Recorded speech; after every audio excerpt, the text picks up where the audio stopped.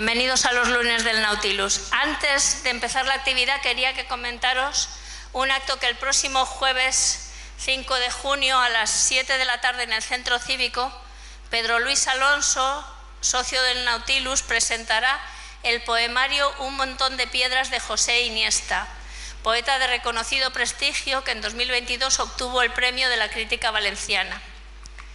La semana próxima tenemos la segunda parte del ciclo Fisuras que nos trae Rafa García Marín, en la que hablaremos de Amparo Ribelles y veremos la película El clavo, protagonizada por ella, Rafael Durán, y dirigida por Rafael Gil en 1944.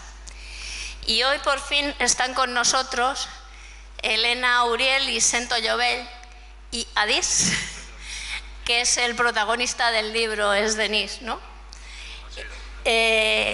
Bueno, la presentación de Elena y Sento voy a intentar hacerla breve. Ella es licenciada en Bellas Artes por la Universidad de Valencia, hizo un perfeccionamiento de estudios de litografía grabado en París, en la Escuela Superior de Bellas Artes, y obtiene cátedra de dibujo, imparte clases en varios institutos hasta que viene aquí al Clos del Moro y se instala en Sagunto. Ella, además de la enseñanza, sigue con el dibujo y el grabado, ha realizado múltiples exposiciones individuales, forma parte del grupo de artistas La Tira de Dones, se encarga de la documentación y el color de los últimos cómics de Sento y en 2021 ilustra un libro de memorias escrito por su padre, Pablo Uriel, titulado No se fusila en domingo. Si me equivoco, me decís.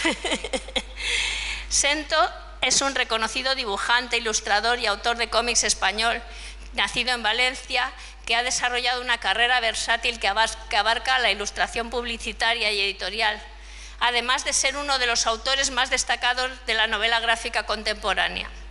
Su obra a menudo explora temas históricos y sociales con un estilo artístico y distintivo y una narrativa cuidada. Entre sus trabajos más emblemáticos se encuentra la trilogía Un médico novato, Atrapado en Belchite y Vencedor y vencido, basada en las memorias de Pablo Uriel, un joven médico durante la Guerra Civil Española. Además de esto, ha diseñado varios años la falla del Ayuntamiento y la de Jordana. Bueno, y ahora viene la historia que nos trae aquí, en la que vamos a hablar de los niños en las guerras, de cómo se vive desde la infancia a la guerra, aprovechando este libro que Elena y Sento han hecho con la información que Adís les ha ido dando, que han conseguido poco a poco, porque parece que también cuesta hablar de esas situaciones y de los conflictos. Ellos van a contarnos su historia y luego podremos hablar. Bueno, os dejo con ellos.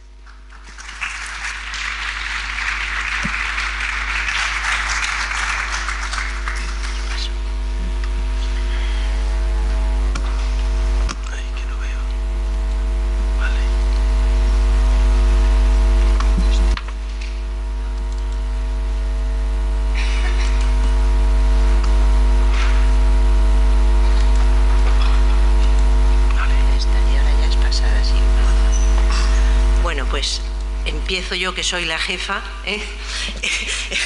Directamente. Sí. Esta historia empieza hace muchísimo tiempo, como todas las historias. Empieza en el año 1992. Aquí Adís me riñó una vez en una presentación porque dice que no había puesto la cronología, como se nota, que estudió en el Clos del Moro, y me riñe por las presentaciones, que no las hacía bien. Empezó en el 1992, en el que nosotros, nuestro hijo Arturo, que es el que está allí, con nuestro hijo Arturo visitamos la Expo de Sevilla, fantástico, maravilloso, en la Olimpiada de Barcelona, y en ese mismo instante nosotros no conocíamos a Adís, pero Adís está en la foto del otro lado. Sí, ahí estoy solo modo modelo, no luchaba. Mi padre era el que luchaba. Y es la única, una de las dos fotos que tenemos tuyas, ¿no? Bueno, eso es para que veáis el paralelismo de los dos niños en el mismo instante, que es exactamente lo que está pasando ahora, con lo que el exterminio de todos estos niños en Gaza y con las muertes en las en las guerras y en los conflictos armados que está habiendo, que nosotros estamos aquí tan contentos, la falla, el veraneo, las vacaciones, y en este momento hay muchos niños, como era Adis en el 92, que tienen que salir huyendo, como te pasó a ti. Yo, una de las preguntas que le hacíamos a Adis cuando empezamos a hablar y en las comidas, yo le preguntaba siempre, quería entender cómo había empezado para él la guerra, porque en los libros sí que te ponen el 14 de mayo hay una revuelta no sé dónde y al día siguiente, pero yo le preguntaba, ¿tú cómo te enteraste que había una guerra? ¿Cuándo? Claro, bueno, en mi caso, como luego se ve en el libro, pues empieza un verano fantástico de juego, donde vamos a inscribirnos al colegio, donde tenía que empezar en septiembre el primer curso de primaria, y sin enterarnos casi de nada, los mayores empiezan a hablar, a hacer sus cosas, nosotros los perseguimos y en nada, muy rápidamente, en un día o dos, nos comentan de cambiar de pueblo, que se escucha algo de guerra, de ruidos. Entonces de la noche a la mañana de soñar con el colegio a tener que, como aquí se ve, pues preparar maletas y irnos a otro pueblo, porque se suponía que pues era un pueblo más seguro, porque estaba más lejos de los serbios en este caso, y íbamos a estar más seguros en este pueblo. Entonces de la noche a la mañana, o sea, tal cual. Y entonces salisteis con lo que llevabais puesto. Claro, en este caso salimos a casa de mis tíos con una pequeña mochila y tal, porque pensábamos volver. Se suponía que íbamos a ir unos días ahí para pasar y estar más seguros, y íbamos a volver, y nunca más volvimos ahí. Entonces ahí sí que llevamos algo, pero ha habido otros capítulos más adelante donde salimos sin nada, tal cual te cogen, tal cual te pillan, te meten en camiones, y pues casi que lo menos problemático es el si llevas algo, ¿no? De ropa, no es... Ya no controlas tú. Aquí documentando me impresionaba mucho, porque sigue siendo lo mismo. Esta es un dibujo de Sento de uno de los momentos de huida, esos que acabáis en un bosque en invierno. Claro, es muy importante también si es primavera, si es invierno.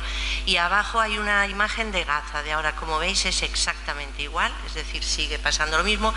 Y esta la he puesto, la siguiente, porque claro, sí, tú pasaste la guerra más bien por los montes, por zona rural, huyendo por zonas rurales, pero Belma pasó la guerra en Mostar, en la capital.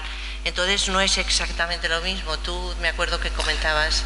Sí, es muy diferente, digamos. En mi caso fue más light, o es mejor en un pueblo, porque tienes recursos y suele haber menos conflicto que en las ciudades, donde se concentra todo lo malo, todos los bombardeos, todos los problemas, todos los ataques siempre son en la ciudad. Una vez que tomas la ciudad, pues se supone que la provincia o el territorio es tuyo, con lo cual esta es una imagen real de Ucrania, porque es mucho peor en la ciudad. No tienes comer, beber. Yo por lo menos comer no tenía, pero beber, en los pueblos siempre hay un pozo y puedes beber agua, pero en las ciudades hay solo hormigón en el suelo tirado, con lo cual no hay nada, no hay zonas verdes, no hay donde ni pastar como si fuéramos animales, con lo cual no hay nada. Sí, porque tú comentabas, a mí me llamó la atención, porque yo como madre decía, pero ¿cómo comíais 3 años? 3 años. Una madre, porque en general lo que estaban eran mujeres, sí, ancianos y niños, los hombres estaban en el frente o iban a luchar. ¿Cómo comíais? Y yo me acuerdo que tú me contabas en los primeros años las hierbas que se podían comer y las que no. Sí. Cuando íbamos por el castillo me decían, mira, estas están buenas, aquellas no. Y comentabas que tu madre recogía un saco enorme de hierbas. Sí, claro. Mi madre, supongo que enseñanza de la guerra, pues se sabía las hierbas que se podían comer, con lo cual cogía un saco gigante de 1 metro, se echaba a la mañana por el campo y volvía con un saco lleno de hierbas, que luego pues las echaba en agua con leña, que leña sí que teníamos en los pueblos, y cocinaba, y pues bueno, de ahí salía agua con hierbas verdes, y eso sabíamos que... Poquísimo, salía poquísimo de un saco, ¿no? De un saco gigante que echaba a la espalda, era más grande que mi madre. luego se quedaba como las espinacas, que es que cuando las haces, pues de una bolsa de 1 kilo sale un platito infantil. Bueno, yo voy pasando. Exacto. La cronología, ¿eh? Esto la guerra dura hasta el 95. Exacto, la guerra es del 92 al 95, entonces la guerra acaba en el 95, en diciembre, y en verano del 96, que ya empezamos lo que es el cole, que hacemos un colegio muy rápido, porque yo iba con retraso de 3 años, con lo cual pues en un curso dimos 3 años, con lo cual pues aprendimos números y 4 letras, o sea que yo fui rápido. Y sale una ONG o una oportunidad donde dicen que de poder ir a España a pasar un verano, y sin más información pues nos apuntamos a esta aventura de venir aquí a pasar un verano.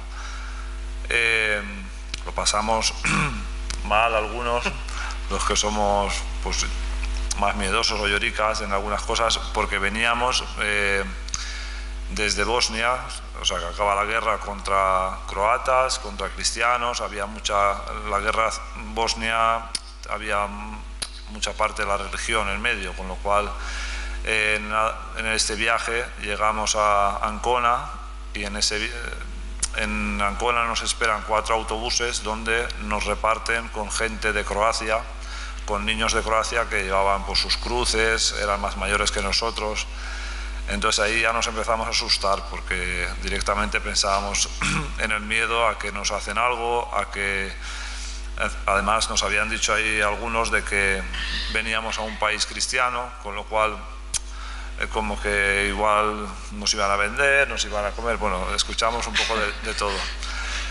Y no teníamos ninguna información ni dónde íbamos ni nada. Nos apuntamos a la aventura y suponemos que nuestros padres también nos dejaron, porque no había nada ahí tampoco bueno, con lo cual pues era que vayan a un sitio y que pasen un verano digno. Y llegamos a Canet, en el autobús nos dieron unas tarjetas con los nombres y apellidos.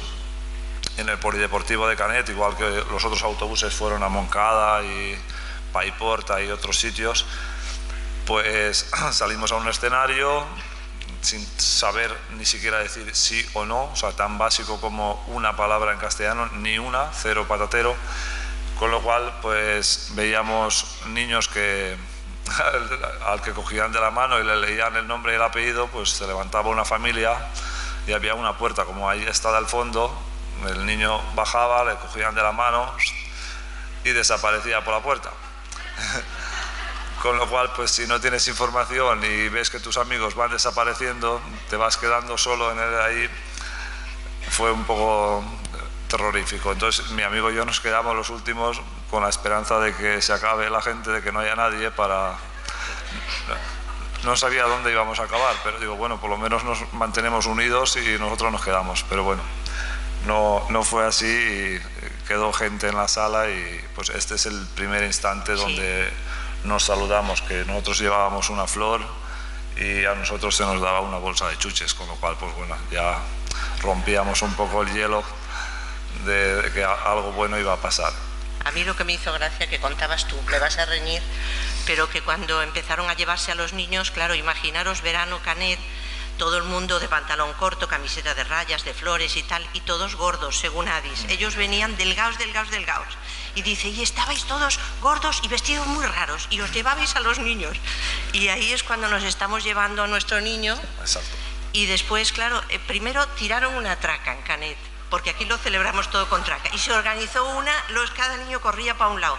Después ya nos dijeron que eso no estaba bien, es evidente que no estaba bien, pero bueno. Nosotros ya habíamos escuchado muchas tracas en directo. Y después la otra foto es que vamos a casa, habíamos alquilado una casa en Canet y estábamos toda la familia allí en la casa, y mi hermano había puesto posits por toda la casa, cocina, habitación, soba. Ellos llevaban un posit puesto aquí, pues con los nombres. La perra llevaba un posit también. Pero la perra, que después la conociste, era un pastor alemán estupendo, pero estaba con una regadera y se le lanza nada más entrar. Mira, no habíamos contado con eso. Claro.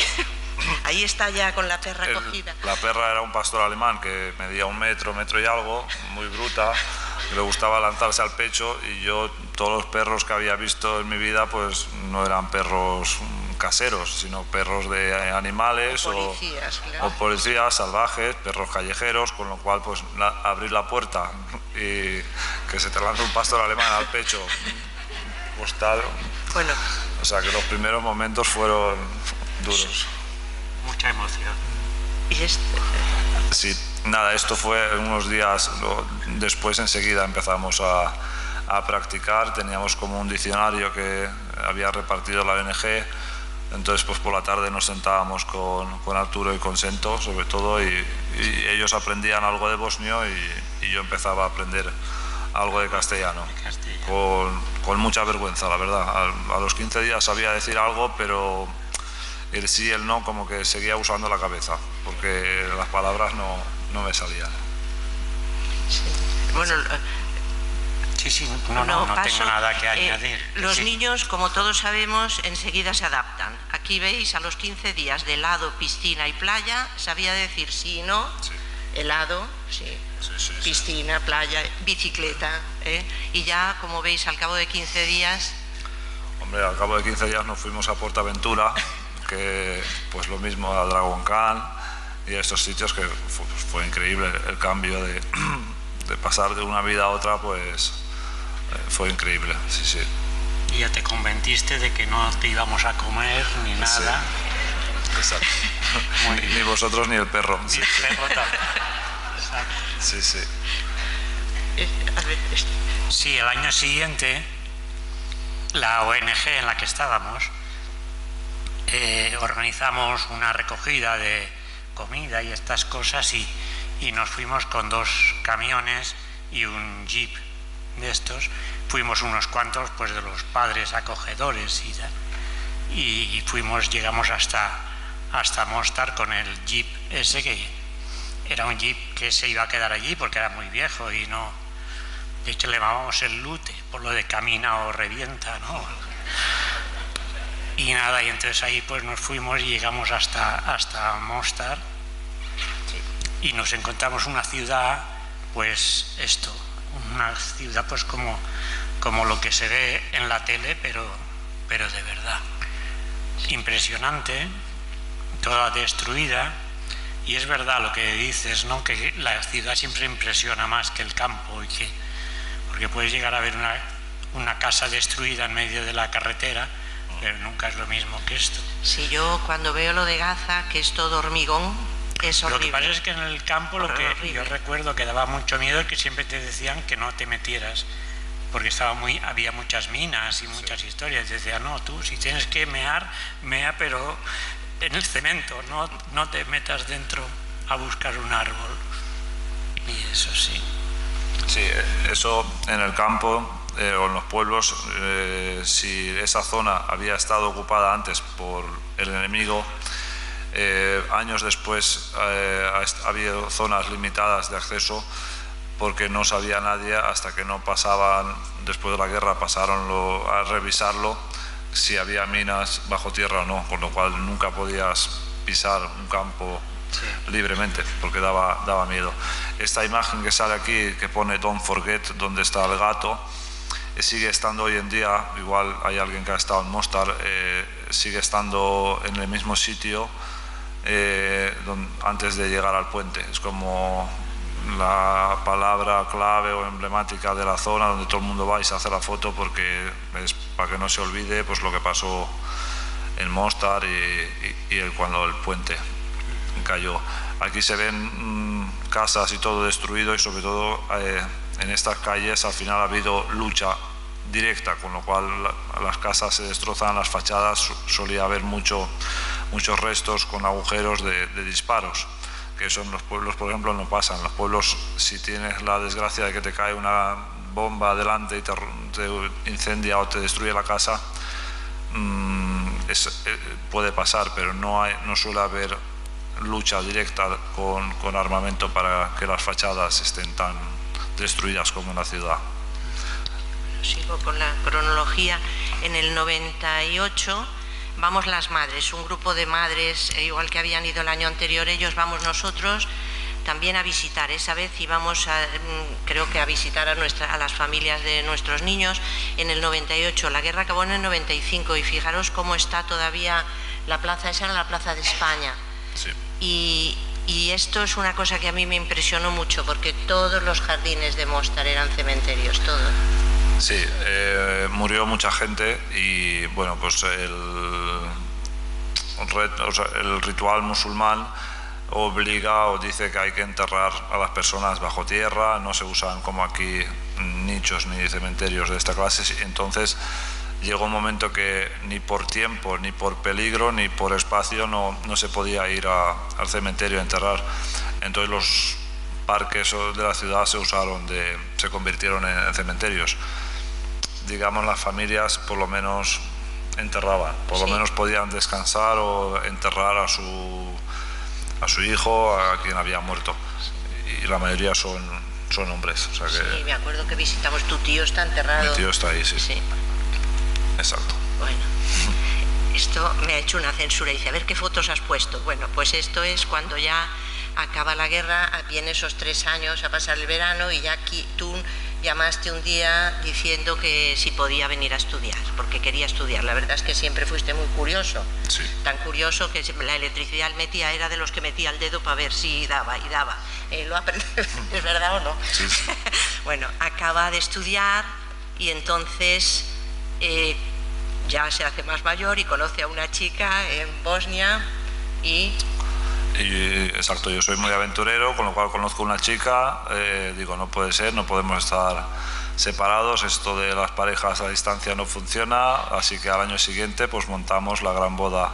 Sí. Bosnia, nos vamos ahí con todos de invitados y la verdad que nos lo pasamos bien, y nos casamos y a partir de ahí se viene Belma a Sagunto y pues ya... Aquí nos trae a Belma, ahora entra ya en el cómic, en la historia.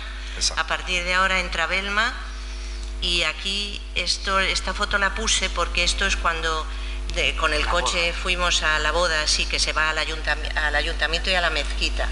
Y entonces el coche de la boda es este y fijaros cómo está en el año 2008. Todavía estaban las casas, muchísimas casas de Mostar, ahora ya menos, parece ser. Sí, ahora cada vez queda menos, quedan algún edificio, pero poquitos, y los que quedan es porque son medio del Estado o hay algún vacío legal que no terminan de arreglarlos, pero la mayoría están reconstruidos y hoy en día ha llegado Inditex, McDonald's, con lo cual pues ya estamos igual. Están igual que aquí, sí. Y a partir de aquí empieza la historia o el libro, empiezan las paellas, donde en nuestra terraza pues hacemos comidas los domingos, hacemos paellas y empezamos a contar un poco con más calma, pues empezamos a contar lo que hacíamos durante la guerra o cómo pasábamos los días, y donde pues Centro Elena cogen la grabadora, empiezan a grabar y así durante años pues vamos contando historietas de lo que hacíamos. Yo he logrado hacer una paella en mi vida y me encanta la paella, entonces he contratado a un bosnio para que me haga las paellas. Entonces en esas paellas me acuerdo que la paella salió también una vez que Belma comentaba lo de que los soldados españoles hacían paella, y entonces como los niños iban siempre a pedir cuando acababan de comer los soldados, iban con recipientes a que les dieran los restos, pues que a veces comían paella, ¿no? Sí, además ella y su madre se acordaba sobre todo del arroz amarillo, o sea, no sabía exactamente lo que era la paella, pero decía, no, el arroz amarillo está buenísimo. Sí. Y esta es el dibujo, lo que ha hecho Sento de las reuniones de la paella, en la que salen todas las conversaciones. Exacto. Sí, es que ya lo veréis, el libro más o menos tiene dos vías. Por un lado está el tiempo presente, que es una paella, no hemos puesto muchas, sino una sola, en la que Belma y Adis van contando, y entonces de ahí nos vamos al pasado, en que yo voy dibujando con otros colores y de otra manera lo que pasa en Bosnia pues 30 años antes. Y Y bueno, pues digamos que son como esas dos líneas las que siempre normalmente, ya veréis, es el esquema del libro.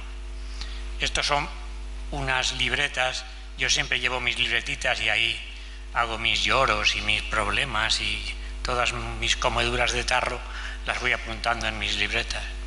Y entonces Elena le hace fotos y las pone para avergonzarme delante de todos ustedes. Esta no avergüenza mucho. Es que al principio esta no avergüenza mucho, ¿no? Se iba a llamar La Paella. Sí, al principio, sí, exactamente. Y encima, aún se ve por el dibujito de la mesa, debía ser aún en pandemia, digo, en el COVID y todo el rollo porque estamos ahí separados en la mesa grande. Sí, entonces ahí... Y bueno, esta es la primera viñeta de la historia, como veis, vivimos ahí enfrente del castillo, del teatro. Nada, así que... Sí, no, pero aquí es que está lo de los mapas mentales. Sí, claro, a partir de toda la información que hay, entonces viene la problemática de construir toda esa información, construir con ella una historia que sea legible, que se pueda, digamos, son como trozos que después hay que coser esos trocitos y que quede bien. Entonces yo me he dedicado a hacer mapas mentales, que ahora los veréis, a este tipo de cosas en que todo lo que Adis o Belma nos ha ido contando lo vamos poniendo. Y entonces es Elena quien hizo un guión muy bien, porque yo ya me estaba mareando con tanta información, y ella es la que ordenó toda la información. Después empezamos a documentar, sobre todo Elena, documentar todas las escenas que había y bueno, y también pedíamos fotos a los familiares allí en Bosnia, o cuando iba Adis y Belma a casa decíamos, oye, a ver si me puedes hacer una foto de esto y tal. Bueno, hoy en día con internet y esto es mucho más fácil, la verdad, mucho mejor.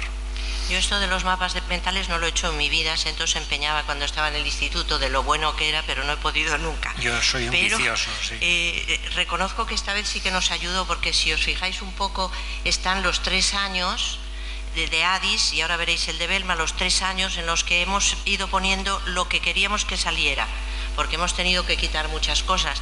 Y también hay de vez en cuando, pues si es verano, si es invierno, porque claro, no es lo mismo en la escena en la que tú estáis 3 meses en un bosque, sin tiendas de campaña, por supuesto, con plásticos de invernadero en pleno invierno, en Bosnia, que hace un frío que es tremendo. Entonces, si os fijáis bien, de vez en cuando pone invierno, verano, pone los años, y estos mapas mentales en los que yo no creía mucho, la verdad es que nos sirvieron, porque nos servían para ir construyendo la historia. Íbamos tachando las cosas que íbamos ya poniendo en la historia, aunque fueran pequeñitas o tangenciales o un simple comentario, íbamos tachando, y nos sirvió para poner todo lo que queríamos poner en el libro. Aquí... Nada, dibujitos de estos de la libretita. Los dos me piden ver las presentaciones porque me tienen miedo. Y soy buena, esta es buena. Las hay peores. Sí, las hay mucho peores. Esto es, al cabo de 2 años, así estábamos. Mira cómo estaban, que yo me arrepentí varias veces de haber contado nada.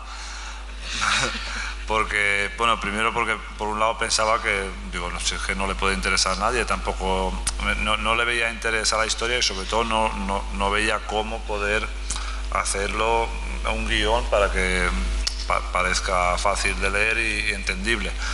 Y luego había tanta información que estaban hasta las 8 o las 9 de la noche, pues ahí arriba en el estudio trabajando, como echando horas extras. Entonces yo iba de visita y casi que no tenía tiempo ni para charlar ni para nada, porque ahí estaban, mira, hasta con la mano lesionada, pues trabajando sin parar. Entonces me supo mal, porque veía que estaban echando muchísimas horas, y en vez de, pues no sé, salir a pasear o viajar, pero ahí estaban a las 8 de la tarde, pues siguiendo el dibujando. Entonces me supo hasta mal decir, por mi culpa pues estáis ahí, que no podéis parar. Nada, por tu culpa nada, lo hacíamos porque queríamos. Pon la anterior, ¿puedes poner la anterior? Sí, logro. Sí, ¿sabes? No, sí. quietos, que lo he logrado. Estoy muy orgulloso de que este es el primer cómic que me he hecho en el iPad, en la tablet. Porque, claro, Elena y yo ya estamos jubilados, entonces sabéis que los jubilados tenemos una tendencia a viajar y esto. Entonces yo me acuerdo toda la vida, cada vez que nos íbamos aquí y allá, Elena es de La Coruña, o nos íbamos aquí o allá, yo siempre con mis carpetas, con todo, ya me he dejado el lápiz, me he dejado las acuarelas, tal. Y entonces esto del iPad es una gozada porque llevas ahí todo, el guión, las fotos, no sé qué, los dibujitos. Entonces yo de todas formas, como veis delante del iPad, tengo como el guión dibujado, el story que llamamos nosotros, o sea que es que yo a partir de lo que Elena me dice, ensayo la historia y me la pongo ahí para, digamos, como una partitura, para tocar, digamos, me pongo esa partitura y entonces ahí en el iPad lo paso a limpio, ¿no? Al principio siempre hacemos como un casting. Los protagonistas hay que memorizarlos, hay que ponerlos no solo de cara, no solo de perfil, hay que hacer un medio perfil, hay que ponerlo de espaldas, porque siempre va a haber una escena en la que haya un plano contra plano en que tú y yo estamos hablando y la cámara va a ir de detrás de mí a detrás de ti y estas cosas. Entonces, esto es como muy al principio. Entonces, estos son Osman, el padre de Adis, Fatima, Adis y su hermano Hadis. Y así pues fui haciendo todos los personajes protagonistas. Sí, es a ver. Y también aquí hemos puesto secundarios, sí. Y en el centro están todos los niños secundarios, es decir, niños de los que nunca se sabrá qué pasó con ellos, ¿vale? O sea, viendo fotos y digamos de alguna manera simplificando, sintetizando. No hay ni uno guapo, ni uno. En la guerra no. En la guerra no había tiempo de peinarse. No había laca ni nada, ¿no? No. Ahora el peluquero que os cortó el pelo antes de venir a España les cortó a todos el pelo igual, con un pico aquí. Venían todo el autobús con el mismo... Se ve que era la moda, todo a cero y un poco de flequillo delante para que tape y ya está, sí. Esta la explicas. Sí, no, vuelve a ser un poco esquemas de cómo voy trabajando. Esta especie de ¿cómo se llama eso? Hélice, en fin. Eso que veis ahí. Es la historia de Adis, la historia de Belma y la historia de la paella. Al final son como tres caminos que se van cruzando. Yo me había empeñado en que no quería poner ni un texto de apoyo. Lo del texto de apoyo en las historias me molesta, son manías. Me molesta, quiere decir que a mí me queda como muy antiguo. Es como, sabéis, en el cine, por ejemplo, en el cine, pues si os acordáis, Calabuch o películas de Berlanga, ahí siempre hay una voz. Esto es un bonito pueblo español, patatín, patata. Y eso me suena como un poco viejunito. Y yo quería, y para evitar el poner textos de apoyo, lo que hago es que voy cortando y pegando, digamos, voy cruzando las historias. Y así es como doy la sensación de que pasa el tiempo. Bueno, son rollos míos. Este es el estudio. Tal y como vamos haciendo, lo vamos clavando en unos corchos, porque tienes que verte la película, porque de pronto te das cuenta que ahí te falta o ahí te sobra, o entonces ahí está mi guionista favorita, preparada para reñirme. Una santa. Bueno, Adis pasaba, para ir a la terraza se pasa por aquí, y Adis pasaba durante años. Le sabía mal. Sí, la verdad que... Bueno, pasaba por ahí por cotillar. Y no miraba. ¿No mirabas?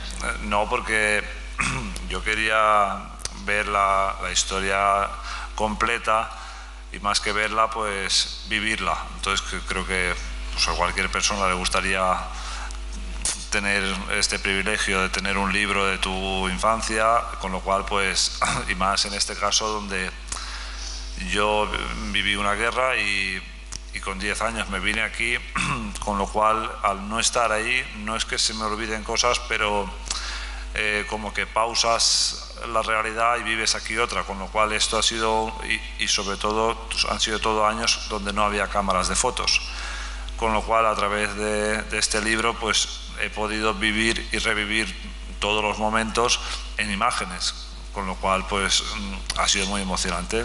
Yo entonces no quería verlo, quería vivir, coger el libro entero, leérmelo sin parar y pues eso, llorar un rato, emocionarme, vivirlo.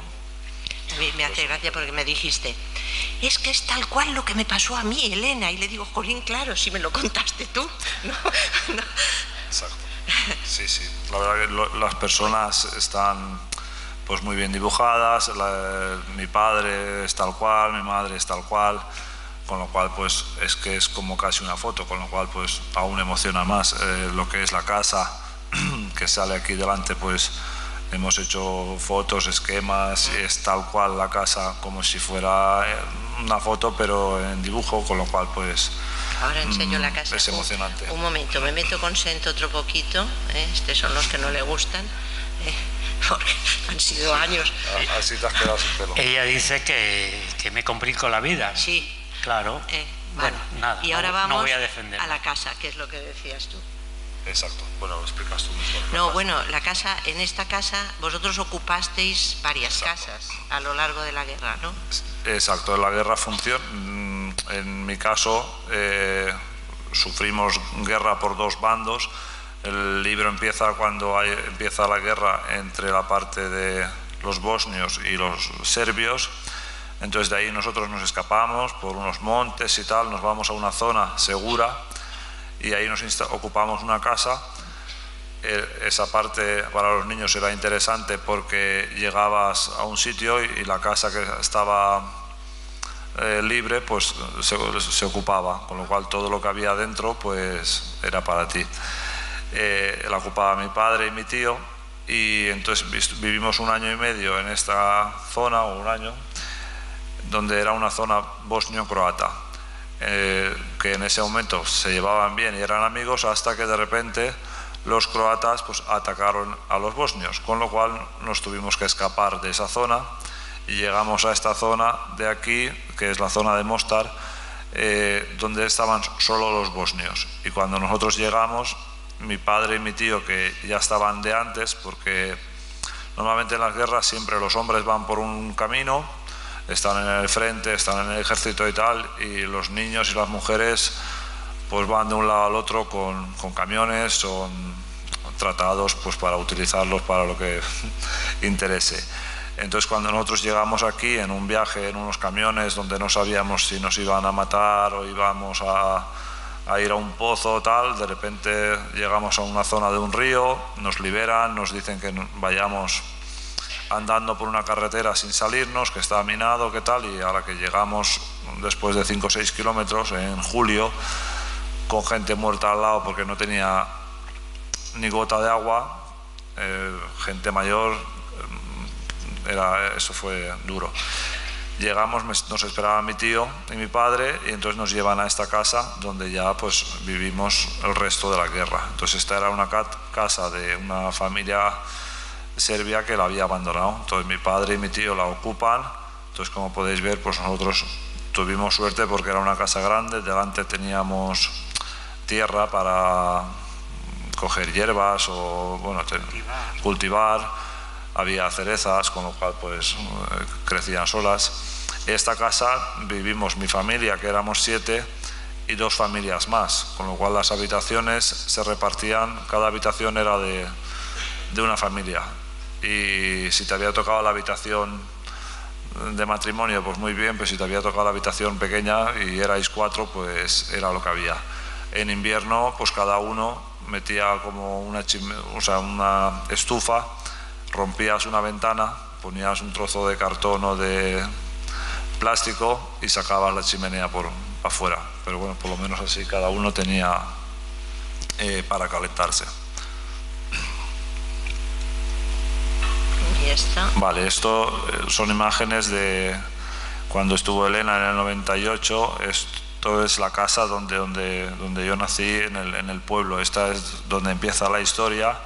Yo aquí vivía con mi familia, donde mi padre trabajaba, teníamos ganado, a mí me gustaba mucho pues ir con mi tía con las ovejas, teníamos caballos, con lo cual pues una vida muy de pueblo y muy de campo, y vivíamos en esta casa. Y esto era en el colegio, pues cuando vinieron en el 97, teníamos imágenes en los colegios para poder identificar granadas, minas, para no coger.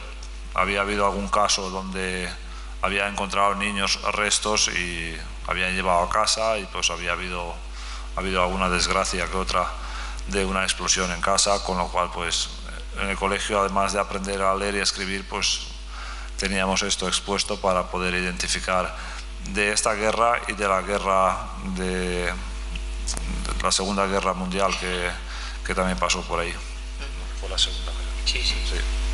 No, a nosotros cuando estuvimos, sí que nos avisaban que no saliéramos de las carreteras nunca, y eso que eran muchos años después, y que a las minas les pegaban cochecitos o mariposas o juguetitos para que los niños las encontraran y las cogieran. Y otra cosa que hacían mucho, también nos dijeron allí que no tocáramos, porque en tu pueblo había ruedas abandonadas de coches que las llenaban de explosivos y las lanzaban. Y como también los niños tienden mucho a jugar con las ruedas, ¿no? Eso también estaba... Sí, además en Mostar, como está entre dos montañas, pues hay una zona donde se han usado ruedas de camión llenas de explosivo. Desde arriba se tiraba, y abajo cuando llegaba pues se estampaba contra una finca, y pues la finca iba al aire, con lo cual aparte de bombardeos y tal, era otro tipo de arma para matar. Y a mí lo de la escuela, lo que me hace gracia, que pasa en todos sitios, a mí me maravilla, me emociona, que en los sitios donde hay guerras y hay campamentos y tal, enseguida montan escuelas, eso está muy bien, y que aquí una de las cosas que comentabais es que la UNICEF os mandaban libretas azules y lápices, pero se olvidaron siempre de mandar sacapuntas. Eso dices, a ver, hay que ver, ¿no? ¿Quién organiza eso? No le podían sacar punta. Siempre hay un cuchillo al lado. Sí. ¿Y esto? Vale, esto pues bueno, es año 97, la posguerra, con lo cual el colegio estaba ahí al fondo, y el director del colegio pues tenía un contenedor donde vivía. Entonces esto, pues como bien pone ahí, un privilegiado, sí, hombre, y con ventanas de PVC buenas y todo, no con plástico. Esto era la casa del director con su chimenea donde salía el humo, sí. Vivía al lado del colegio. Nos invitaron a tomar café, allí estuvimos tomando café, y lo que decías de las chimeneas, que eso es algo que comenta Belma, que claro, 3 años sin agua y sin luz, que ahora después de lo de la Dana y del apagón todos vemos un poco la cosa, pues 3 años.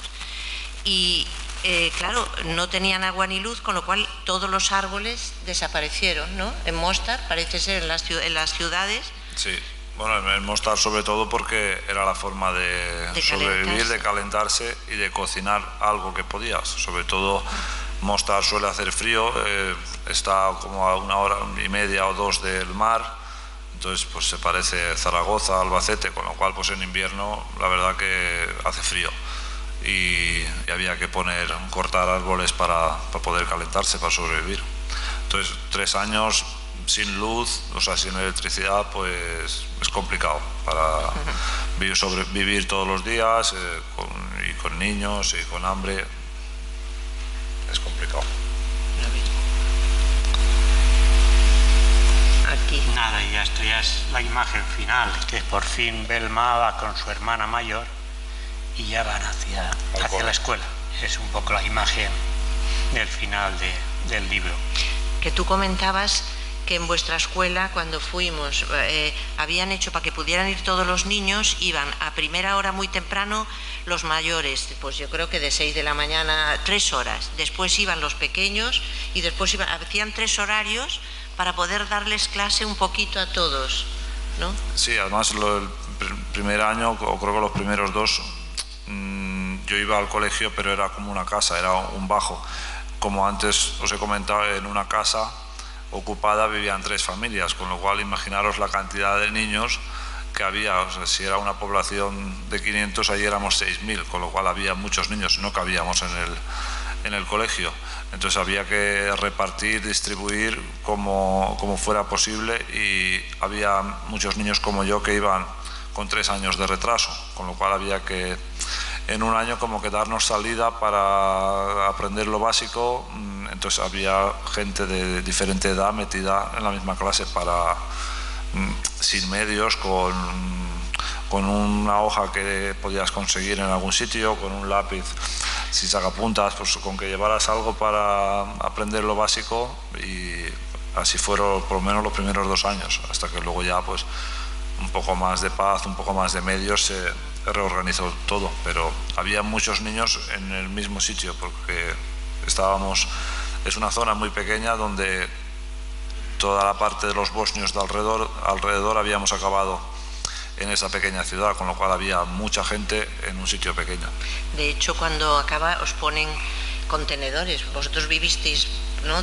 Tus padres tenían un contenedor, vivían en un contenedor, ¿no? Sí, eso llegó un poco más tarde, porque cuando se empieza a organizar un poco todo, mis padres, que estaban en una casa ocupada, llega un momento que tienes que abandonar la casa. Si hay firmado un acuerdo de paz, se supone que las familias tienen que volver a sus sitios de origen. Entonces, en mi caso, mis padres en el pueblo tenían la casa destruida. Aparte que mi pueblo se había quedado en una zona que pertenece a la parte serbia, con lo cual nadie quería volver a ese pueblo.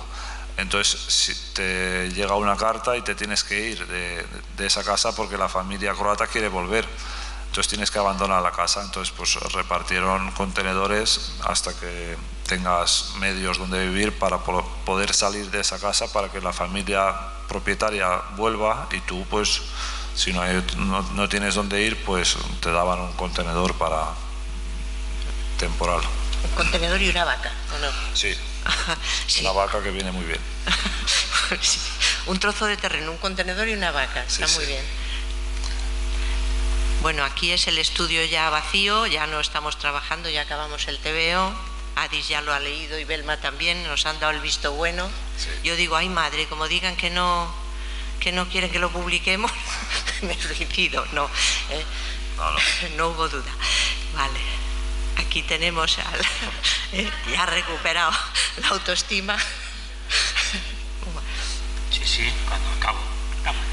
Y aquí... Sí, el do viđenja es como hasta la vista en bosnio, traducido literal, que somos Belma y yo. Sí. Que ayer viendo la presentación se la enseñé y yo había cometido una gran falta de ortografía, Sí.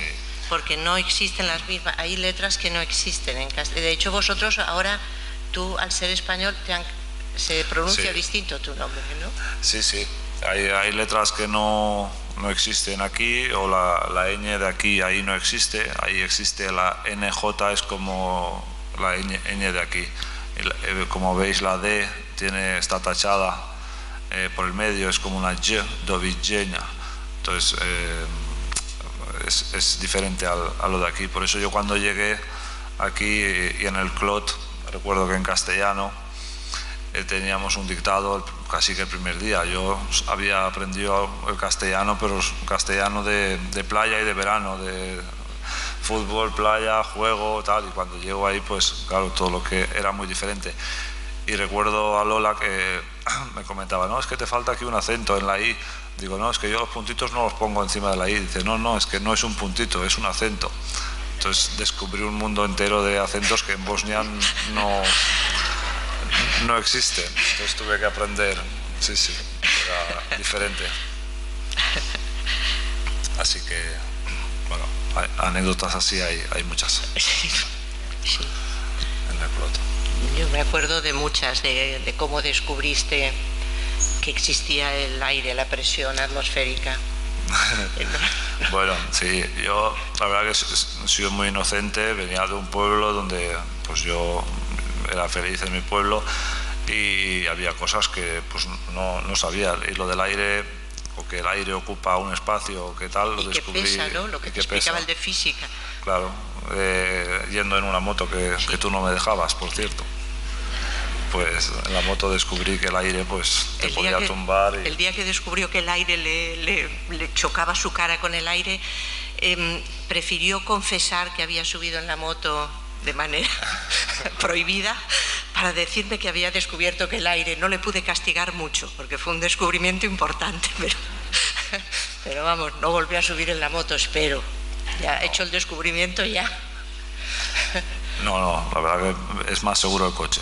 La moto, a esa edad, bueno, tuvimos nuestros debates de la moto, de salir. Yo llegué aquí con 14 años, entonces pues es una época interesante de un joven que quiere de todo, ve que sus compañeros de clase pues salen mucho, ya se les permite de todo, llevan la moto y tal, y pues yo tenía otro tipo de normas en casa que con una sonrisa pues se debatían, pero no se cambiaba de opinión, así que ni moto, ni Puerto Ocio, ni Puerto Rico, ni nada.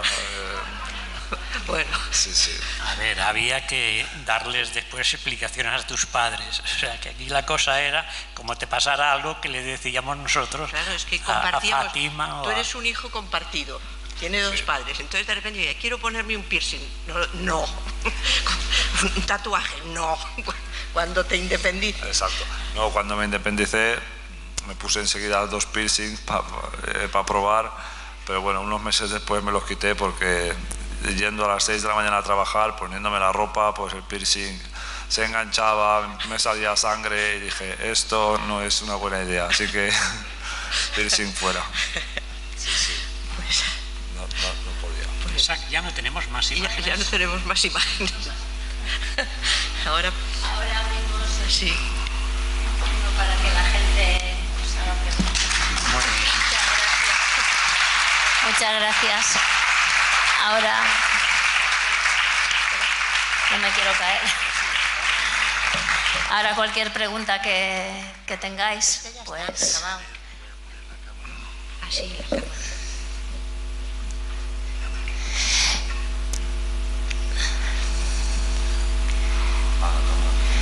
Bueno, va a poner el.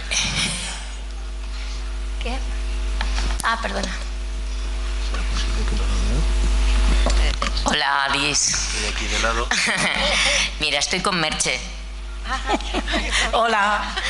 A ver, es que nosotras, yo le di clase a Adis cuando vino al CLOT y en aquella época hacíamos un intercambio con Inglaterra. Entonces, ese año, el año que Adis vino, Un momentín. nos fuimos, Merche y yo, a llevar a los alumnos. Y justo ahora estábamos comentando justo lo que tú acabas de decir, cómo te sorprendía pues cómo se comportaban, cómo se conducían los jóvenes de tu misma edad, ¿no? Entonces para nosotras también fue un choque cultural el poder convivir contigo esa semana, pero un choque cultural muy muy grato, porque nos pareciste, una cosa es cuando te veíamos en el aula y otra cosa era fuera del aula cuando estuvimos en Inglaterra, que nos quedamos las dos encantadísimas de ver cómo veías las cosas, tu inocencia, entre comillas, es que no era que cuestionaras a tus compañeros, pero sí los veías superfluos frente a todos los caprichos que tenían. Tú llevabas dinero, pero no lo querías gastar, y eso a nosotras realmente nos llegó, como dirían los jóvenes ahora, a la patata, porque realmente para nosotros supusiste un hallazgo impresionante, y estábamos justo ahora comentándolo porque estabas tú también diciendo eso. Entonces lo quería un poco compartir con la gente. Y luego pues hay otra cosa que también quería, porque a Elena ya se lo dije en nuestros viajes a Valencia. Yo he leído la novela gráfica, la he leído, y la verdad es que tengo que decir que para contar una cosa tan terrible como la que se cuenta, te mueve a la sonrisa, no te mueve a llorar. Y fíjate que ahora mira si tenemos referentes parecidos que nos pueden hacer establecer paralelismos y sentir mal. Lo sentimos obviamente, pero a mí me resultó muy grato, tengo que decir, el poder ver cómo esa historia tan terrible contada desde el punto de vista de un niño, no era tan terrible. Había siempre una pelota en las viñetas que iba conduciendo la historia y me pareció realmente entrañable, muy bien contado, muy bien dibujado y realmente digno de compartir aquí como estamos haciendo hoy. Y muchas gracias, Adis, porque has contado tu vida de una manera, ahora me refiero, entrañable una vez más. Muchas gracias.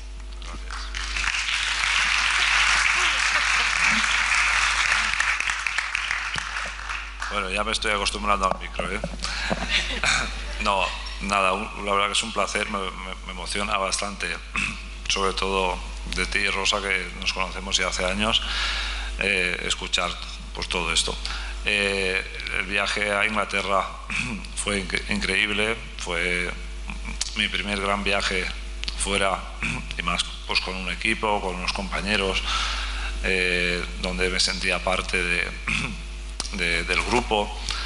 Fue descubrir un mundo nuevo. Sí que es verdad que yo cuando llegué pues me chocaba mucho, y hoy en día se lo digo a veces a mi hijo y tal, la poca agradecimiento que tenían todos los jóvenes de aquí, porque lo tenían todo pero no valoraban nada. Que por otro lado, pues hoy en día visto, parece ser que el mundo funciona así, como que el que no lo pasa mal no lo valora tanto. Es como el que tiene mucho dinero pues discute de chorradas, porque el que no tiene nada, ese discute de cómo sobrevivir hoy. Pero el que tiene mucho pues discute si las uñas se le ha roto la uña, o si hace mucho calor y qué desespero.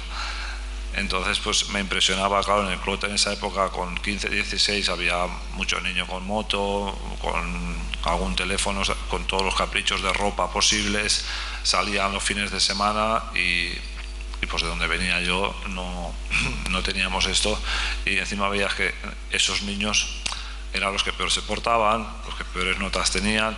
O sea, los que menos se lo merecían eran los que más tenían, y los que intentaban estudiar y trabajar pues los veías que no tenían esos lujos, con lo cual sí que me chocaba bastante ese poco agradecimiento a los padres, que luego pues no sé si con los años ellos se darán cuenta, pero ya digo, parece que el mundo funciona así. Yo tengo un hijo de 12 años y le intento explicar, pero a veces me doy cuenta que él no puede pensar lo que yo pensaba, porque es que él no ha pasado lo mismo que yo, con lo cual no puede sentir o ese agradecimiento o valorar un esfuerzo de una familia, porque no lo ha pasado mal.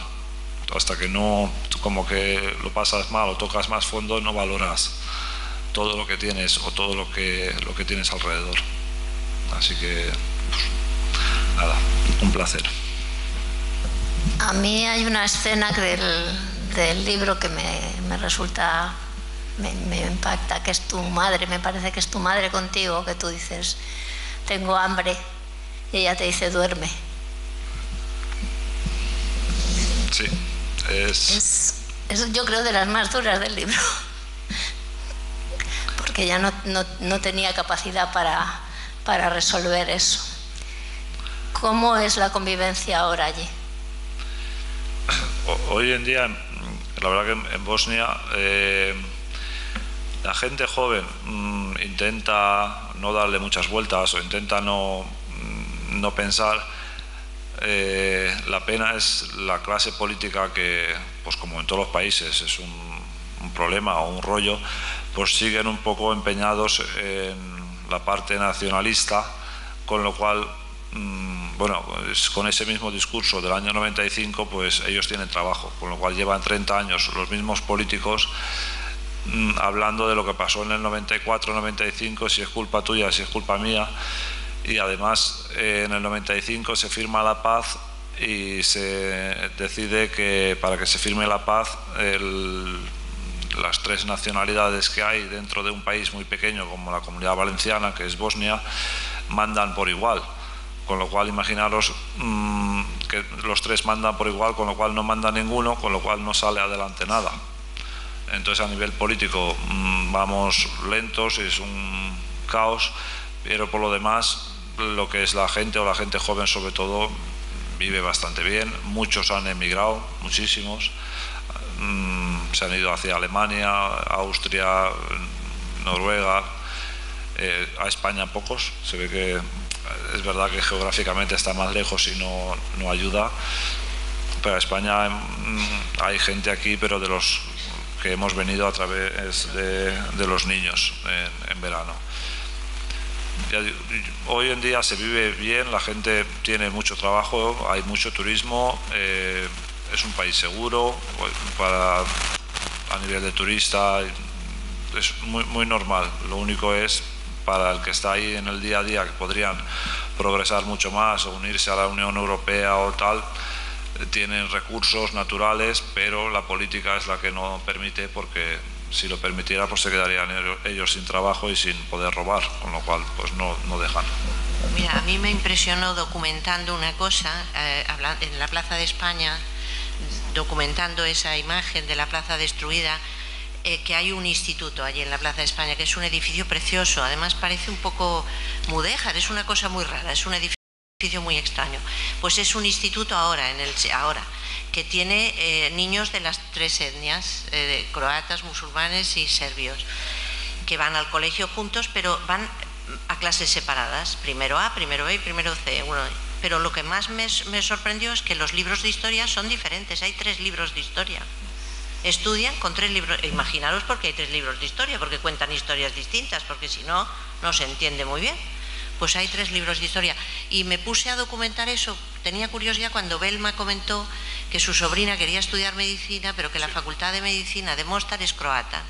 Y digo, bueno, pero ¿cómo croata? Pues da igual. No, es que entran primero, o sea que hay ahí que todavía se sigue se sigue manteniendo. La estupidez humana es enorme, no hay más que verlo, ¿no? Sí. Sí, además lo que son oportunidades, la sobrina de Belma saca muy buenas notas y al final justo medicina en Mostar, que es una ciudad de 90 a 100.000 habitantes, solo está esa universidad que está en la parte croata, con lo cual solo entran croatas y por muy buena nota que tengas no es posible entrar. Entonces o tienes recursos y te vas a la capital a vivir y a estudiar ahí y tener enchufe para entrar, o si no pues tienes que buscarte otra salida más normal, pero medicina está reservada para croatas y la élite o gente de mucho poderío y con enchufe. Por lo que decís, parece que la cosa sigue un poco igual o que puede estallar más adelante. Pero yo quería plantear otra cosa a Sento y a Elena. ¿Cuánto tiempo os ha costado hacer este cómic, esta novela gráfica? Es que me gustaría que lo comentarais, porque aparte de toda la documentación que eso debe de llevar, os ha llevado muchísimo tiempo, pues decidir cómo se hacen los personajes, qué se pone en la historia, qué no se pone, el colorido, etcétera, etcétera, etcétera. Yo veo que es un trabajo enorme. Entonces me gustaría que nos contarais cuánto tiempo le habéis dedicado a esta novela gráfica. Digamos, lo que es las grabaciones, hay grabaciones bastante antiguas, no sé, de 2011 incluso tenemos ya conversaciones que grabábamos. Lo que yo te diría es que realmente, como en las películas, normalmente siempre es más largo el proceso de prepararlo todo, y a lo mejor en el proceso de prepararlo todo pues empezamos, pues eso ya veis, ahí en el año 20, después de la pandemia, 2021, y ahí es donde hay que reunir toda la información, hay que hacer un guión, hay que discutir mucho con Elena y todo, y entonces ahí ha habido muchísimo tiempo. Lo que es hacer, dibujar el tebeo, después llega un momento en que te pones, pues como en las películas también, en que lo que es el rodaje, me pongo en modo obsesión, o sea, me levanto a las 8 de la mañana y hasta que no acabo la página no me levanto una página diaria porque si no Elena no me da de cenar, y entonces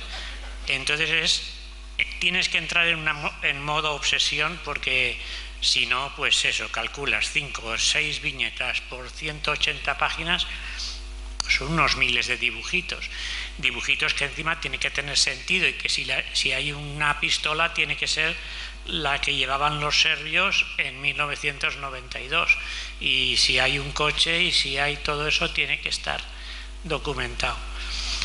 Es un trabajo bastante arduo, digamos, que al final los dibujantes, mis amigos, ¿no?, cuando nos vemos siempre, nos queremos todos mucho y nos vemos en presentaciones o en ferias y tal, y es porque somos gente que estamos mucho rato en casa ahí haciendo de bordadora, bordando, y cuando sales de pronto y te encuentras con tus semejantes nos alegramos mucho por eso.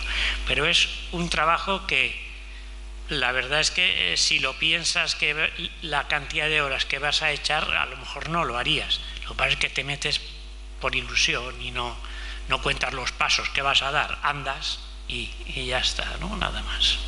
Pero sí, al final lo que es el rodaje de la película ha sido 1 año y medio, 2 años a lo mejor, con todo preparado ya, o sea, con los personajes y una serie de decisiones ya tomadas, ¿eh? Tengo una pregunta para el protagonista de la historia. Me he quedado con la curiosidad de si mantienes el contacto con alguno de esos niños con los que viniste. Sobre todo me he quedado con la historia de ese otro compañero con el que os quedasteis los dos esperando a ver si quedaban padres para vosotros. Y bueno, si tienes algo que decir al respecto. Sí, sí que mantengo contacto con muchos de ellos. Además, el niño con el que yo me quedé en Canet se llama Elvedín, es mi mejor amigo, y justo anoche estuvimos whatsappeándonos, con lo cual mantenemos el contacto. Yo me vine a vivir aquí en el año 2000, pues porque me gustan las aventuras y soy un poco alocado, entonces hice la llamada mágica a casa de Santa Elena para poder venirme a vivir. Pues ellos me dijeron que sí. Iniciamos un trámite de 6 meses para que pueda venir un niño de 14 años y tal, bueno, para no liarme. Y al año siguiente, como lo mío fue posible, pues mi mejor amigo se vino a vivir aquí, con lo cual fue una alegría inmensa, porque de ser ahí vecinos, casa con casa, y aquí pues poder vivir juntos. Yo vivía en Sagunto y él en el puerto, entonces todos los fines de semana pues o él subía a dormir o yo bajaba. Es verdad que él estuvo aquí, estudió la ESO y el bachiller, y luego se volvió, entonces pues ahí me quedé un poco huérfano en ese sentido. Pero sí, con él mantengo contacto, y con más amigos del colegio, no un contacto diario, pero o cuando vamos ahí en verano. Yo todos los veranos intento ir ahí. Necesito cargar pilas, es como, me imagino, pues si alguien tiene hijos en el extranjero, o por Navidades o en verano necesitas venir a casa para comer la paella, para ver a los padres. Pues en nuestro caso es lo mismo, es como que todos los años necesitas ir para recargar pilas, desconectar, ver a tu familia, a tus amigos, la comida, la música, la cultura, y luego pues vuelves aquí. Hola, buenas tardes. Quería hacer 2 preguntas, si se me permite. La primera es para Elena y para Sento, que es cómo habéis vivido este coparenting que estabais comentando, teniendo en cuenta pues que tienes al final 2 padres y 2 madres, y la otra es para ti, porque me da mucha curiosidad cómo ha sido para ti a nivel personal leer este libro, y cómo ha afectado también a tus recuerdos, a tu memoria, si notas algo distinto en el antes y en el después, también al haber contado tu experiencia, y eso. Vale, yo contesto yo primero. Ya digo, como decía antes, para mí ha sido muy emocionante, una vivencia única, un momento único, el poder ver en imágenes pues lo que yo podía tener como pequeñas fotografías, pequeños recuerdos de un bosque, de mi casa. Entonces poder verlo ahora en imágenes, además con diálogos, donde aparece mi madre, aparece mi hermano, ha sido muy emocionante, digo, muy especial. Perdón. Y la pregunta para nosotros, que ya me he perdido, me fui con Adis. Espera, que le he quitado el micrófono. Creo que era sobre la paternidad compartida. Ah, vale, sí. Pues vamos a ver, estupenda, porque claro, pues Adis nos tocó la lotería, francamente, es verdad.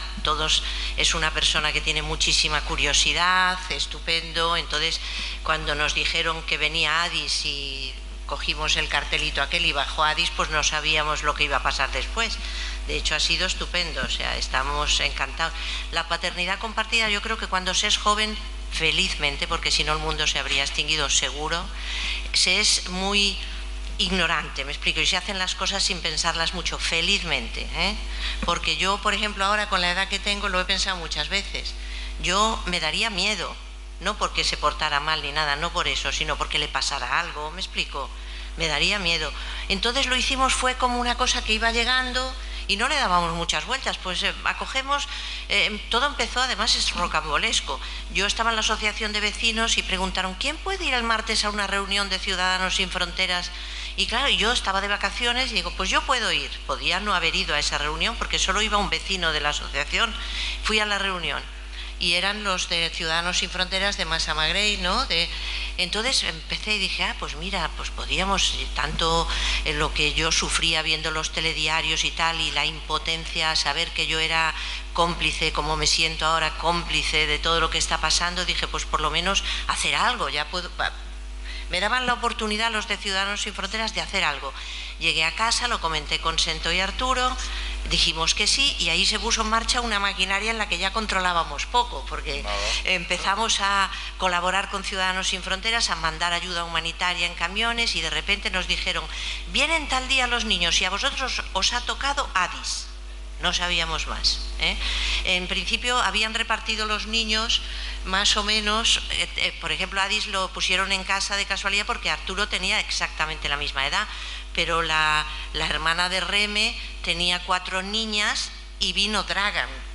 Es decir, nadie sabe por qué le tocó un chico a una señora que tenía 4 hijas, pero fue estupendo también. A nosotros nos tocó Adis. Entonces, sin pensarlo mucho, llegó ese verano fue muy intenso porque vienen niños que no hablaban nada. Entonces los primeros días, además, veníais con nada, llevaban una bolsa de la Cruz Roja con un cepillo de dientes y llevaba un pijama dentro de la bolsa de invierno, y aquí pegaba un calor espantoso, y el hombre con el pijama de invierno hasta aquí y tapaba hasta aquí arriba todo, y yo no sabía cómo hacer después, al cabo de 15 días ya se acabó el problema, pero no sabíamos qué darle de comer. No, por supuesto no compramos en la casa, ya no entró cerdo nunca más durante años, y fue difícil, es que no te daba tiempo para pensar. Ahora está Mireia por aquí con las gemelas, pues me entiende, no había tiempo para pensar en grandes cosas, solo había tiempo para vivir cada día, ¿no? Y acaba ese verano muy intenso, os vais, pues seguimos manteniendo un contacto de vez en cuando, una vez al mes, hablábamos por teléfono, él no hablaba casi. Vienen al siguiente verano, ya empieza a hablar más, al siguiente verano ya empieza, entonces ya empieza a ser como el de la familia, y ya cuando dijo, yo quisiera estudiar, puedo venir, pues ya perfecto. Yo ahora, muchos problemas no tuvimos, la verdad, porque se portó bien, sabe la moto y ese tipo de cosas, que no pasó nada, felizmente, se portó muy bien, pero que ahora lo pienso y me daría miedo, pero que ha sido estupendo, sí que ha sido estupendo, y ahora pues tenemos 2 nietos estupendos que están por ahí, y me hace unas paellas los domingos, vamos, fabulosas, así que ha ido muy bien. Nuestra experiencia es muy muy buena. Mira, yo quería compartir con vosotros justo estos días un lector amigo que me decía, dice, claro, tienen que ser gente especial porque meterse en un fregado de ese estilo, si tenían el verano por delante para descansar después de todo el año trabajando, digo, sí, además con una casa increíble en Almardá, alquilada delante de la playa, y en vez de estar con toda la familia que viene de Galicia, de Madrid, de otros sitios, digo, pues se meten en un fregado de traer a un niño de la guerra y que no sabe nada, que no entiende nada y que trastoca los planes de ellos y del resto de la familia, que eran 15 o 20, con lo cual es como, ¿por qué? Que a nosotros en Bosnia algún comentario había de gente que decía, no puede ser que lo hagan gratis. Dice, seguro que el Estado o alguien les paga, porque no puede ser que hagan eso de gratis. Y sí, hacían eso de gratis y muchas otras cosas más. Elena, yo quería preguntar.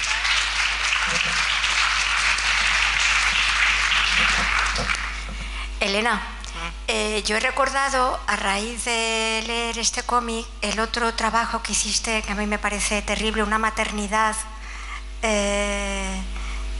por lo menos yo lo interpreté como una mujer violada, ¿no? Una maternidad por lo menos desconcertante, y quería preguntarle al protagonista por, después de las guerras, muchas veces llega un tiempo de silencio, de temas tabú. Si ahora cuando vuelves allí a tu tierra, ¿cómo se viven las cosas terribles que pasaron? ¿Se han convertido en un tema tabú o se van digiriendo de alguna manera más sana?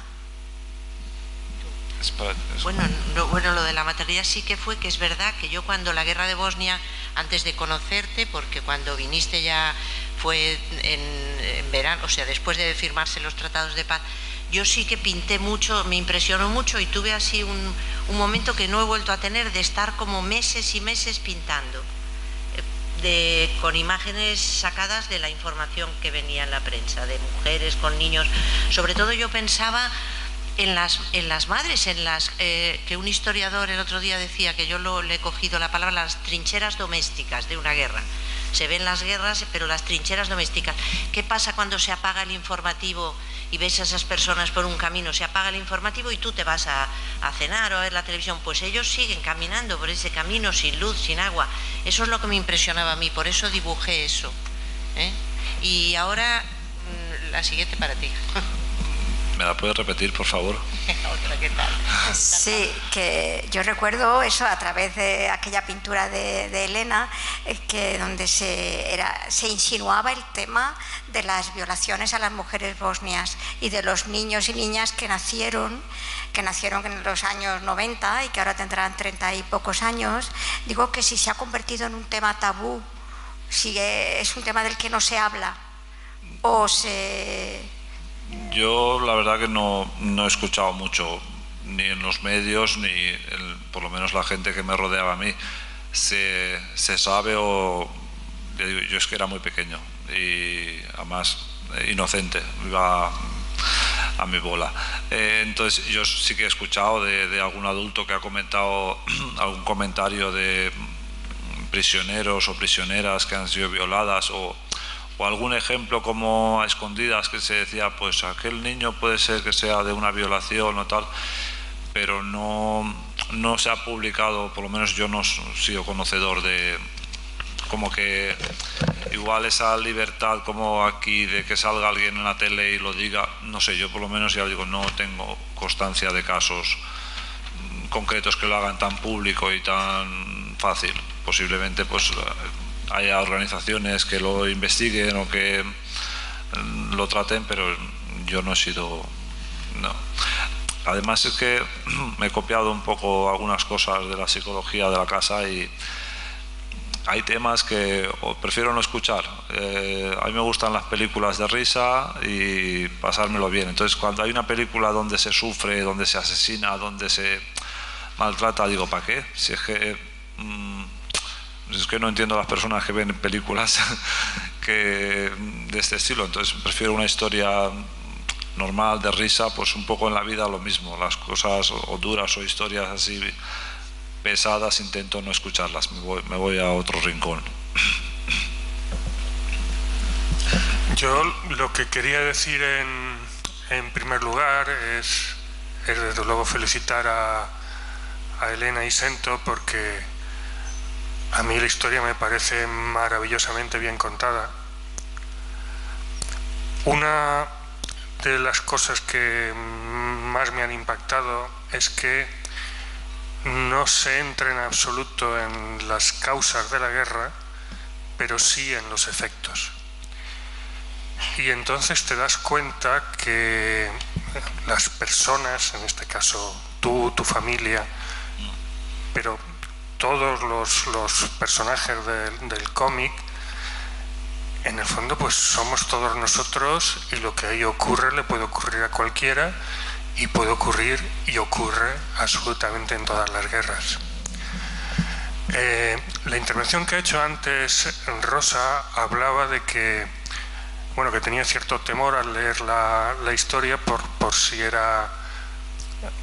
Y bueno, pero que estaba contenta porque entendía que había un lado positivo en la medida que tanto tú como tu familia en parte sale adelante.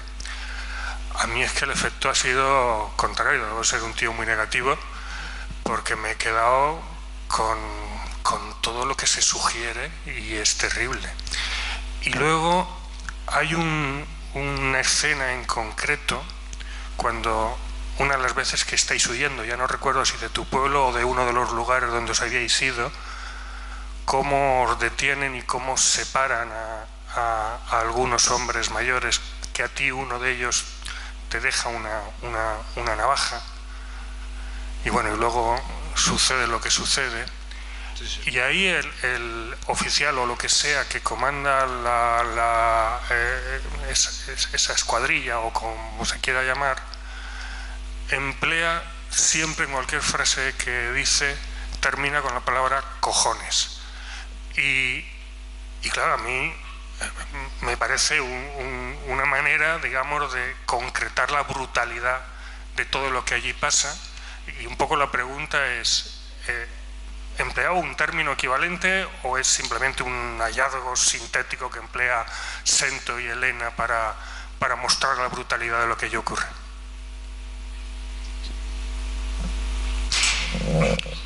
Sí, eso lo pongo yo muchas veces cuando hago el bocadillo, con permiso de Elena, claro, si a Elena le parece bien. O sea que no son decisiones que toma Adis, Adis lo ve después, porque cuando acabamos, y es cuando le enseñamos un documento antes de llevarlo al impresor, al editor, por si había cosas que no le gustaban o que no le parecía bien o que no le parecía bien nada. Pero en principio eso es responsabilidad mía y es como me imagino que debería ser ese tipo de personajes. Totalmente desalmados por un lado, por otra parte con esos detalles que también se ven en los malvados, que de pronto uno que va con un niño dice no, a ese no, que tiene una hija. Y ese tipo de cosas que sí que hemos visto y que seguramente algo de eso en todas las estas, sí, de hecho era un tío tuyo. Exacto, eso es una de las primeras escenas donde nosotros nos encontramos con el enemigo en mitad de un bosque, donde hay gente aquí que lo ha vivido, que son de Bosnia. Cuando te encuentras a los enemigos, deciden coger a todos los hombres menos a los que tienen niños. Entonces yo tengo dos tíos por parte de mi madre. Uno de ellos tiene 4 hijos y el otro pues vive la vida, no tenía ni uno. Entonces en ese momento, en esa escena, uno de ellos coge a un bebé pequeño en brazos. Y entonces se salvan los dos porque los dos llevaban un bebé en brazos, aunque no era el bebé de mi otro tío. Y el otro, para que no le encuentren el arma, me la pone a mí debajo del culo para que me sentara, porque si no seguramente lo hubieran fusilado. Además seleccionaban mucho porque éramos de la misma zona, con lo cual a veces te encontrabas que el enemigo era un conocido de algún hombre mayor de ese grupo, con lo cual a veces eran aún más crueles cuando encontrabas enfrente pues a un compañero de trabajo, un amigo o alguien que te caía mal, con lo cual pues te cogían y aún te torturaban más por conocerte.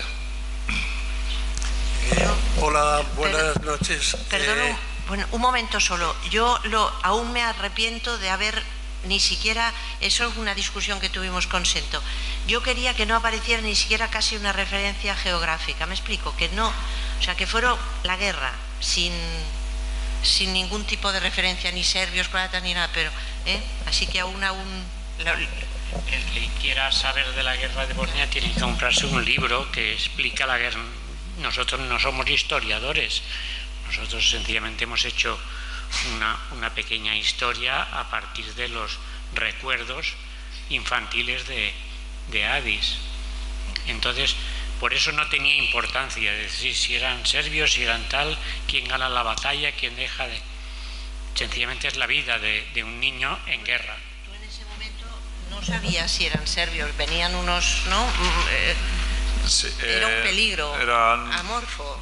No sé. Podías identificar por algún tatuaje, alguna imagen, la cruz, las barbas largas, o sea, pero nosotros como niños sabíamos que era peligro, nos daba igual el porqué, o sea, sabías que te podían matar, que te podían hacer de todo, con lo cual hay una escena, por ejemplo, a mí de las que más me ha impactado, que sale cuando a mí me ponen un cuchillo.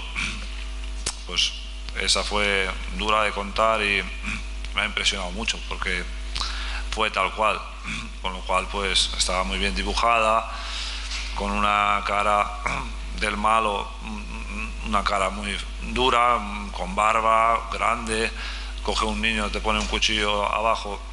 En ese momento nos encontramos mi hermano y yo sin mi padre, por supuesto, que estaba en otro lado, pero habíamos perdido también a mi madre. Con lo cual aún ese momento fue aún más duro porque estás como solo ante el peligro y como que por primera vez te han cogido de verdad. Lo otro era en una montaña donde había mucha gente, pues bueno, no te va a pasar nada, pero en ese momento, en esa escena nos cogen a los dos físicamente y fue el choque con el enemigo en directo, digamos. Esa es una de las escenas que a mí más me ha impactado. Bueno, yo casi habéis respondido a lo que me interesaba decir o preguntar, pero bueno, primero buenas noches y me alegro muchísimo de esta historia tan humana y tan bien contada, y sobre todo por los dos padres que tienen maravillosos aquí, y por ti. Mi pregunta era, antes de todo el desarrollo de la guerra tanto bosnios como croatas se llevaban mejor, el país estaba mejor, o era algo que latía desde hacía mucho tiempo. No, se llevaban muy bien. Donde yo vivía, en este pueblo, vivían bosnios y serbios y eran amigos, vecinos, habían ido a la boda de uno, a la comunión de otro, o sea que eran muy amigos. Además, como se ve ahí en el libro, una parte de la guerra, en nuestro caso, empezó cuando los serbios empiezan a recoger sus cosas y como que se quieren ir. Entonces, pues va mi padre, más personas a preguntar como que qué ocurre, porque no es normal que te vayas de tu casa un martes por la tarde con todo el ganado ahí, con todo. Entonces desaparecen, no dicen nada y alguno les suelta alguna de te recomiendo que te vayas. Entonces ellos mismos sabían, porque ellos sí que sabían lo que iba a pasar, pero no te informaban, no te decían nada. Pero sí, y había matrimonios cruzados, que eso fue además un problema en la guerra, porque ¿dónde vas? Si vas al lado de tu mujer o tu mujer viene al tuyo, vayas donde vayas lo has hecho mal, porque o uno o el otro lo pasará mal, con lo cual, pero sí, además Yugoslavia, pues antes era un país muy grande, muy fuerte.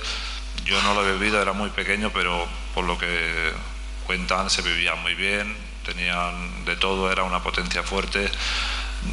Se sabía quién era quién, pero había mezquitas, iglesias y se convivía muy bien, hasta que pues poco a poco este run run de de la guerra, había una historia de fondo de la Gran Serbia, pues sale, entonces el presidente pues quería hacer el plan de que haya una Gran Serbia, con lo cual quería conquistar Bosnia y así empieza, sí, sí.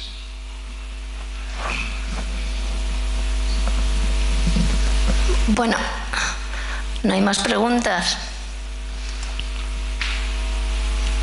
Bueno, pues muchas gracias por haber venido y contarnos la historia del libro y la historia de Adís, que yo creo que en estos momentos nos hace falta a muchos ser conscientes del mundo en el que estamos y de cómo están los niños a los que les hace mucha falta que cuenten su historia. Yo os voy a dar un recuerdo de Nautilus. Sento y Elena, me falta una para ti, pero te la haré llegar, ¿vale? Y bueno, pues ahora vas a continuar con la firma de libros un ratito, que tienes trabajo. Y muchas gracias a todos por venir. La semana que viene estamos con Fisuras en el Firmamento y con Amparito Ribelles y El Clavo.